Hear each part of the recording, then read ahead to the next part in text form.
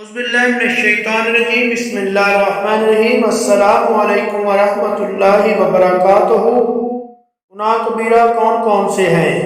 ان کی نشانیاں: وہ گناہ جس کی وجہ سے کوئی شخص امت مسلمہ سے خارج ہو جاتا ہے، جیسے شرک، بدعت اور غیر اللہ کے نام کی نظر دینا۔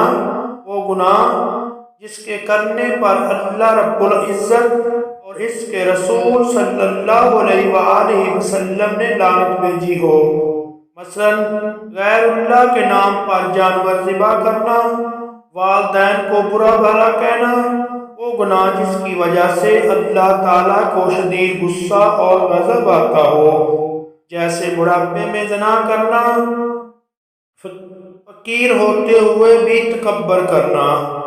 وہ صاحب اقتدار جو اپنی قوم اور رعایا سے جھوٹ بولے اور ان سے جھوٹے وعدے کرے۔